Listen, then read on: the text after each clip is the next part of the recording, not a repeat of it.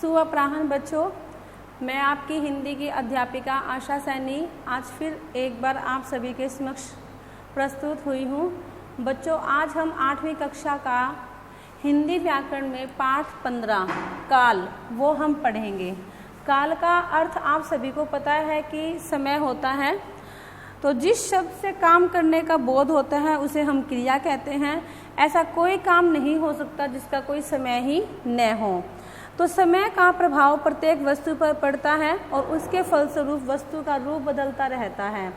तो सबसे हम काल की परिभाषा पढ़ेंगे। काल किसे कहते हैं? समय का बोध कराने के लिए क्रिया का रूप परिवर्तन ही काल कहलाता है।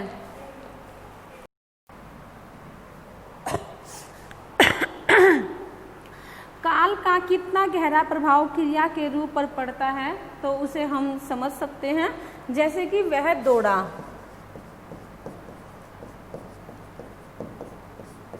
ठीक है, वह दौड़ा। तो ये सब किसके कारण ही हुआ है? वो दौड़ा है। किसके कारण दौड़ा है? वो काल के कारण ही दौड़ा है। तो दौड़ा, दौड़ता या दौड़ेगा, तो इन क्रियाओं के द्वारा हमें ये पता चलता है कि भाई वो समय क्या है। ठीक है, तो क्रिया के होने या करने के समय को हम क्या कहते हैं? हम काल कहते हैं। काल के भेद, ये आप सभी को पता है। काल के 3 भेद होते हैं: भूतकाल, वर्तमान काल और भविष्यत काल। ठीक है, तो भूतकाल क्या होता है? भूतकाल से क्रिया के बीते हुए समय में होने का बोध होता है, यानी कि जो समय आपका बीत चुका है उसे हम क्या कहते हैं? उसे हम भूतकाल कहते हैं। जैसे वह पिछले वर्ष आया था, तो वो भी आपका भूतकाल का ही उदाहरण है कि वो पिछले वर्ष आया था। मैंने खाना खाया था, यानी कि वो खाना खा चुका था। तो भूतकाल के 6 भेद होते हैं बच्चों। सबसे पहला है सामान्य भूत। अब सामान्य भूत क्या होता है? इससे बीते हुए समय का बोध होता है, परंतु यह पता नहीं चलता कि कोई कार्य कब समाप्त हुआ। ठीक है भाई, हमें ये तो पता चल जाएगा भी ये भूतकाल में हुआ था, लेकिन इससे हमें ये पता नहीं चलेगा कि वो कार्य कब समाप्त हुआ था। जैसे मैंने कल गाड़ी चलाई थी, कब चलाई थी? कल चलाई थी, लेकिन कल किस समय ये हमें नहीं पता।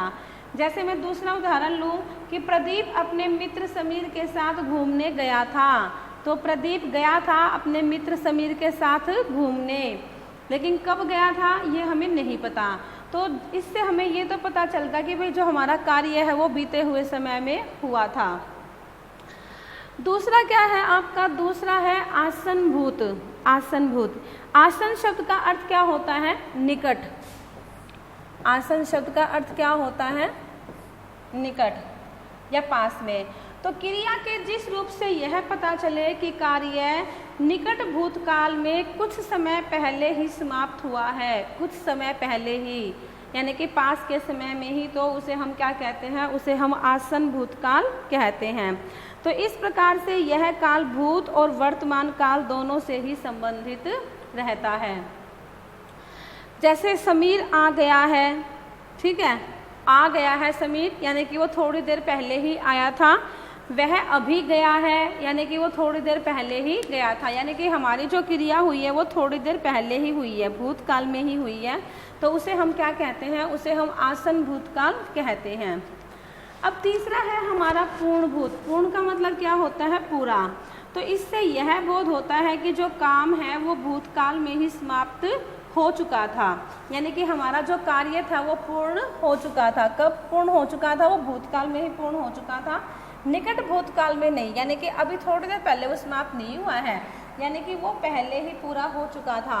जैसे वह कल आई थी, यानी कि वो कल आकर जा चुकी थी। ठीक है, वह काम कर चुका था, यानी कि उसने अपना कार्य पूरा कर लिया था। उसके बाद क्या है? अपूर्ण भूत। जैसे मैंने आपको बताया, पूर्ण का मतलब होता है पूरा, अपूर्ण का मतलब जो हमारा काम पूरा नहीं हुआ। इससे यह बोध होता है कि कोई काम भूतकाल में शुरू तो हो चुका था, किंतु उसके पूरा होने के बारे में हमें पता नहीं चलता। तो उसे हम क्या कहते हैं? उसे हम क्या कहते हैं? अपूर्ण भूत कहते हैं। जैसे वह गाता था, ठीक है, वह गाता था, यानी कि पहले कभी गाता था, वो शुरू तो उसने कर दिया था, लेकिन उसके पूरे होने के बारे में हमें पता नहीं चलता कि भाई उसने कितना गाया, कब गाया। ठीक है, तो उसे हम क्या कहेंगे, उसे हम अपूर्ण भूतकाल कहेंगे। तो इन वाक्यों से हमें कार्य की अपूर्णता का नहीं अर्थात यह बोध होता है कि कोई कार्य भूतकाल में बराबर या कभी कभी हुआ करता था। तो इसे हम क्या कहते हैं, इसे हम कहते हैं अपूर्ण भूत। उसके बाद है संदिग्ध भूत। संदिग्ध भूत क्या होता है, इससे अनुमान का बोध होता है और क्रिया के होने में संदेह का भाव बना रहता है, जिसे आप कहते हो डाउटफुल, संदिग्ध, संदेह की स्थिति। ठीक है, तो इसमें क्रिया के होने में हमें संदेह होता है और ऐसे क्रिया से यह स्पष्ट ही नहीं होता कि काम पूरा हुआ भी है या नहीं हुआ।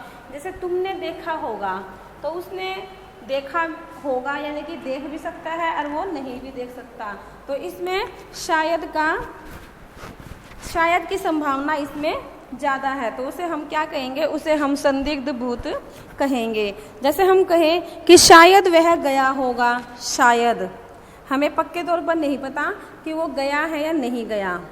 ठीक है, तो इसे हम क्या कहेंगे, जिसमें संदेह की स्थिति हो उसे हम कहेंगे संदिग्ध भूत। उसके बाद क्या है, हेतु हेतु मद भूत। हेतु हेतु मद का होता है कंडीशनल, शर्त वाला। ठीक है, तो इससे यह बोध होता है कि जो काम भूतकाल में होने को था वह इसलिए नहीं हो सका क्योंकि काम होने की शर्त पूरी नहीं हुई। जैसे वर्षा होती तो उपज अच्छी होती। अब इसमें देखो शर्त दे दी गई है, भाई अगर वर्षा अच्छी होगी तो क्या अच्छी होगी, उपज अच्छी होगी, और अगर वर्षा नहीं हुई तो उपज भी अच्छी नहीं होगी। ठीक है बेटा, तो ये हमने भूतकाल के 6 भेद पढ़े हैं, सामान्य भूत, आसन भूत, पूर्ण भूत, अपूर्ण भूत, संदिग्ध भूत और हेतु हेतु मद भूत।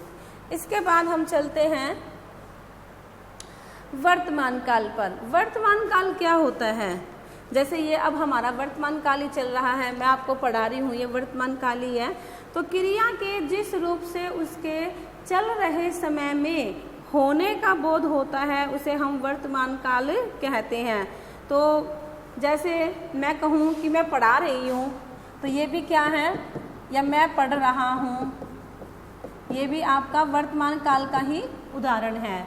ठीक है, तो वर्तमान काल के हमारे 4 भेद होते हैं, सामान्य, तात्कालिक, संदिग्ध और संभाव्य। ठीक है, तो सामान्य क्या होता है, सामान्य वर्तमान। सामान्य वर्तमान में जिसे हम कहते हैं सिंपल सेंटेंस, साधारण वाक्य। ठीक है, साधारण वाक्य जिसे हम कह देते हैं। तो इससे यह बोध होता है कि कोई काम वर्तमान समय में सामान्य रूप से हो रहा है, जैसे सूर्य पूरब में चमकता है। ठीक है, लेकिन जो ऐसे वाक्य होते हैं ना, उनकी रचना किस प्रकार से होती है, उनकी रचना होती है, सबसे पहले तो आपको धातु मिलेगी और लास्ट में आपको क्या मिलेगा, ता है, ते है और ती है। ठीक है, और सबसे जो इम्पोर्टेंट बात है वो मैं आपको बता रही हूँ कि सामान्य वर्तमान से चिरंतन, सत्य या स्थायी कार्य का बोध होता है, यानी कि जो सत्य हो चीज़ें, जैसे तारे रात में चमकते हैं, ये सभी को पता है कि ये सत्य है, तारे जो है वो रात को ही चमकेंगे। सूर्य पश्चिम में डूबता है, ये भी आपको पता है कि वो पश्चिम में डूबता है। सूर्य पूर्व में उगता है। ठीक है, तो इनसे हमें स्थायी कार्य का बोध होता है और ऐसे सत्य जो कि चिरंतन होते हैं उसे हम क्या कहेंगे, सामान्य वर्तमान काल। दूसरा क्या है हमारा, तात्कालिक। तात्कालिक क्या होता है, इससे यह बोध होता है कि कोई काम वर्तमान काल में जारी है और अभी पूरा नहीं हुआ है, यानी कि वो चल ही रहा है। तात्कालिक का अर्थ ही क्या होता है, उसी समय,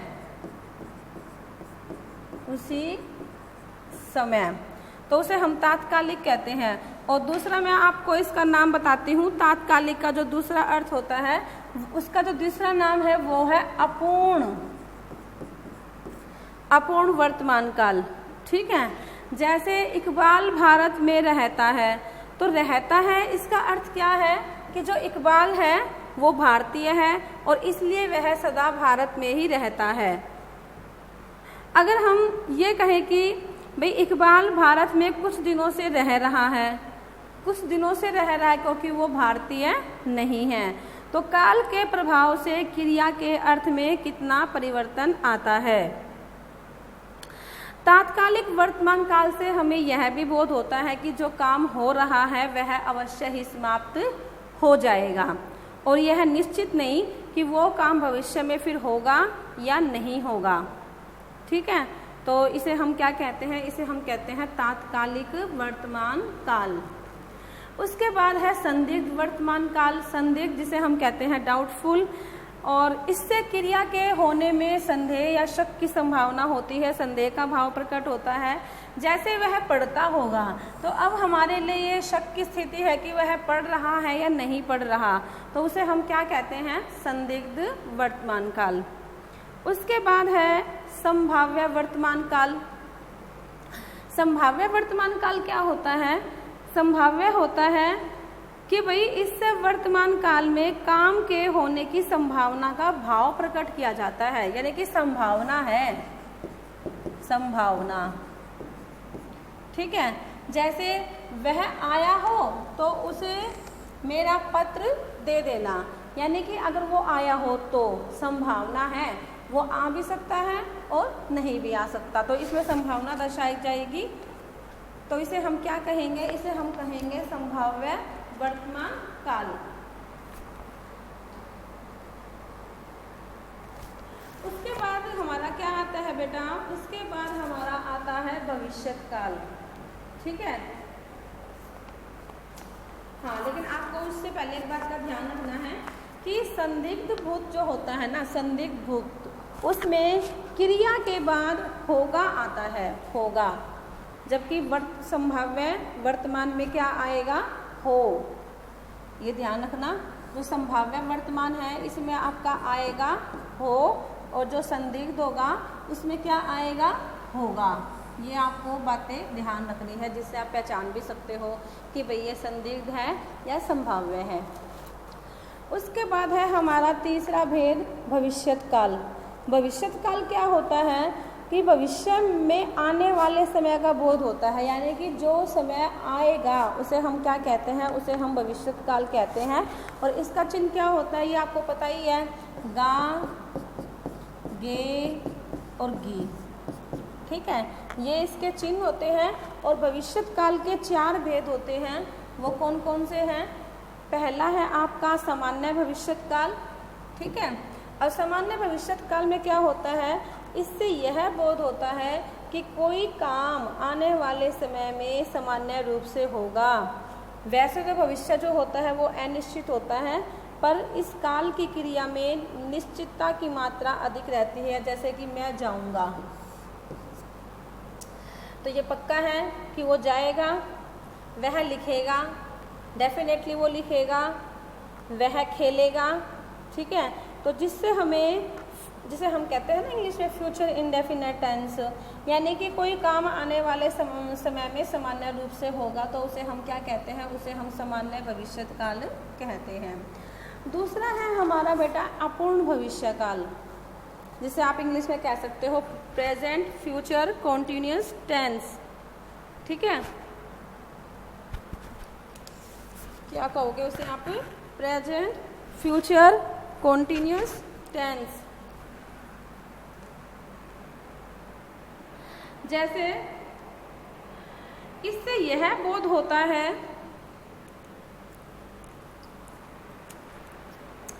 एक मिनट, इससे यह बोध होता है कि कोई काम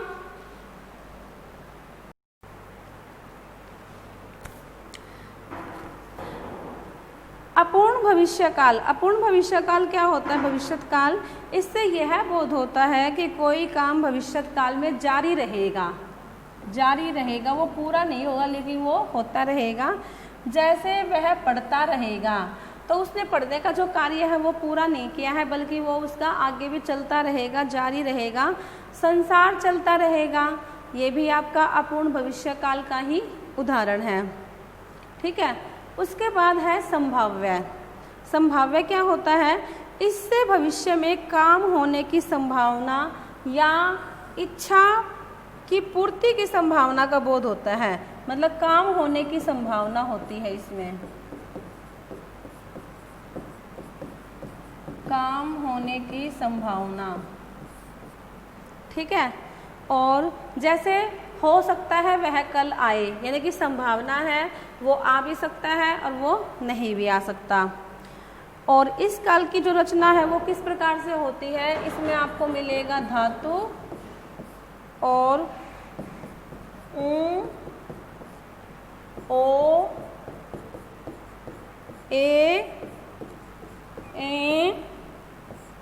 ओ। ठीक है, जैसे आय में है ये आपका ए। ठीक है, तो इसे हम क्या कहेंगे, इसे हम कहेंगे संभाव्य भविष्यकाल, यानी कि आपके काम होने की जो संभावना है, जो इच्छा है, उसकी संभावना का उससे पता चलता है। उसके बाद जो हमारा अंतिम भाग है वो है पूर्ण भविष्यकाल। अब पूर्ण भविष्यकाल क्या होता है, जिसे हम कहते हैं future perfect tense. Future perfect. ठीक है, ये मैं आपको इंग्लिश में इसलिए बता रही हूँ क्योंकि आप हिंदी में पढ़ते हो, इंग्लिश में भी पढ़ते हो। तो इससे यह बोध होता है कि भविष्य में कोई काम पूर्ण रूप से समाप्त हो जाएगा, यानी कि हमारा जो कार्य है वो पूरा हो जाएगा, जैसे वह पढ़ चुकेगा, यानी कि उसने जो पढ़ने का कार्य है किया है वो पूरा वो कर चुका होगा। वह काम समाप्त कर चुकी होगी, यानी कि उसको जो काम मिला है वो उसने समाप्त कर लिया होगा। तो इसकी भी जो रचना है वो उसी प्रकार से होती है। सबसे पहला आपका क्या आएगा, धातु, उसके बाद में चुकेगा, चुकेंगे, और उसके बाद में चुकेगी।